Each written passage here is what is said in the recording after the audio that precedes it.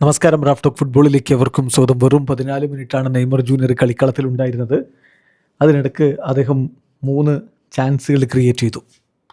ഈ മത്സരത്തിൽ നെയ്മറേക്കാൾ കൂടുതൽ ചാൻസുകൾ ക്രിയേറ്റ് ചെയ്തത് 2 പേരാണ്. ലൂക്കാസ് പക്കേറ്റയും റയാനും രണ്ടുപേരും 4 ചാൻസുകളാണ് ക്രിയേറ്റ് ചെയ്തത്.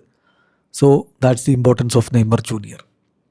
അപ്പോൾ നെയ്മറോട് തന്നെ കളിക്കേഷൻ ചോദിക്കുന്നുണ്ട്, അടുത്ത കളിയിൽ കൂടുതൽ സമയം കളിക്കുമോ? ഇപ്പോൾ ഈ കളിയിൽ 14 മിനിറ്റാണല്ലോ കളിച്ചത്. അടുത്ത കളിയിൽ കൂടുതൽ സമയം കളിക്കുമോ എന്നറിയാൻ ഒരുപാട് പേർക്ക് ആഗ്രഹമുണ്ട്. നമ്മുടെ കമൻറ്റ് ബോക്സിലടക്കം നെയ്മർ അടുത്ത കളി സ്റ്റാർട്ട് ചെയ്യുമോ എന്നൊക്കെ ചോദിക്കുന്നുണ്ട്.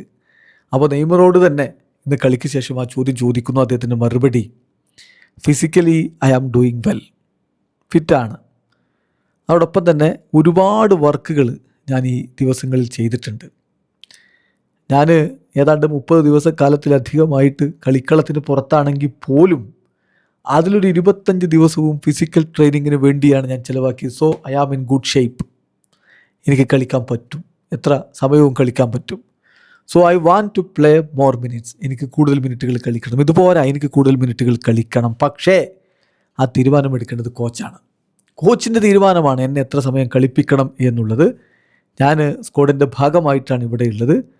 എത്ര മിനിറ്റുകൾ ഞാൻ കളിക്കുന്നു എന്നുള്ളതല്ല, ആ കളിക്കുന്ന സമയത്ത് ഞാൻ എല്ലാം സമർപ്പിച്ച് ടീമിനെ സഹായിക്കാൻ വേണ്ടി പരിശ്രമിക്കും എന്നാണ് നെയ്മർ ജൂനിയർ പറയുന്നത്. ചുരുക്കത്തിൽ നെയ്മർ കൂടുതൽ മിനിറ്റുകൾ കളിക്കാൻ ആഗ്രഹിക്കുന്നുണ്ട്. നെയ്മർ ഫിറ്റാണെന്ന് ആഞ്ചലോട്ടിയും പറയുന്നുണ്ട്. അപ്പോൾ വരും മത്സരത്തിൽ ഒരു പക്ഷേ കൂടുതൽ മിനിറ്റുകൾ ലഭിച്ചേക്കും. അങ്ങനെ ഗ്രാജുവലി അദ്ദേഹത്തിന് പ്ലേയിങ് ടൈം കൂടുതൽ ലഭിക്കുമെന്ന പ്രതീക്ഷയിൽ തന്നെയാണ് ബ്രസീലിയൻ ഫുട്ബോൾ എക്സ്പേർട്സ് കളി വിലയിരുത്തുന്നത്. വീഡിയോ അവസാനിക്കുന്നു.